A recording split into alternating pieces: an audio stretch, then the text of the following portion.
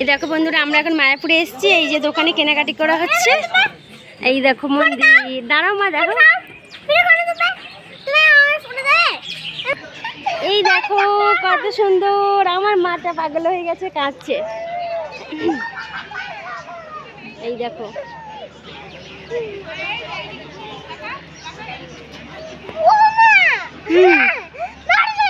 যাবো তো। ওই দেখো তোমার বাবা দাদু।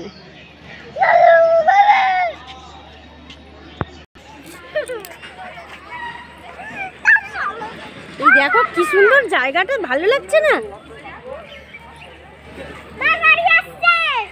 আসুক না।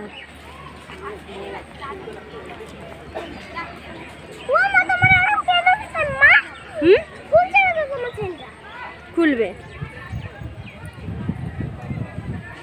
আর তোমরা সবাই এসো বন্ধুরা, না আসলে বুঝবে কি করে? আসতে হবে তো মন্দিরে দেখতে, তাই না মা?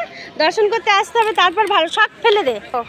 দেখো বন্ধুরা, আমার মায়ের কাণ্ড দেখো, সব টাকা পয়সা সব ফেলে দিয়েছে ইস্কন মন্দিরে এসে। ঢোকা ওর ভিতরে সব।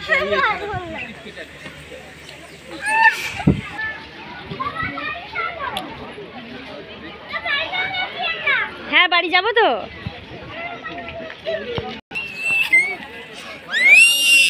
এই চিৎকার করে না, এখানে আসতে হবে, দেখতে হবে। এত সুন্দর মানে মন্দির, না আসলে দূরে থেকে কিছুই বোঝা যাবে না। আসতে হবে, দেখতে হবে, ভিতরে ঢুকতে হবে, তারপরেই বোঝা যাবে যে কি আছে এখানে।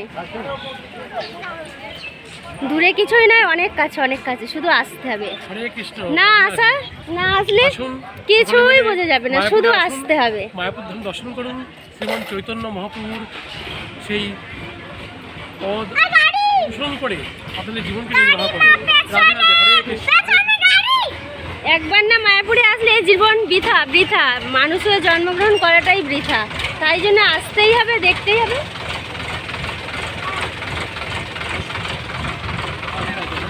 হরে কৃষ্ণ। আমাকে আসতে মা, এ মা ছোট শুনে কাঁদছি কেন? এখানে কাঁদছি কেন রে? গাড়ি যাচ্ছে, গাড়ি যাচ্ছে, গাড়ি যাচ্ছে, ওদিকে ট্রাক্টর চলেছে ইস্কনে।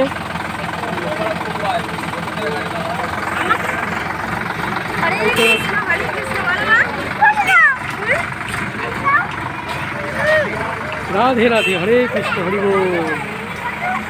কিছু বলো। সবাইকে আসতে হবে এখানে, মানে দর্শন করতে, হরে কৃষ্ণ বলতে হবে, এটাই হচ্ছে। আর মাসির বাড়ি যেতে হবে, তারপরে আর কি আছে, মহাপ্রভুর জন্মস্থান, মহাপ্রভুর জন্মস্থান যেতে হবে। এগুলোর জন্য নয় কিন্তু আমাদের জন্মগ্রহণ করা, আর হরে কৃষ্ণ মানে মহামন্ত্র করতে হবে, এটাই মানে মেন কথা। না করে শুধু বৃথাই জীবন, এখানে গেলাম ওখানে গেলাম, এগুলো করা আমাদের জীবনে বৃথা।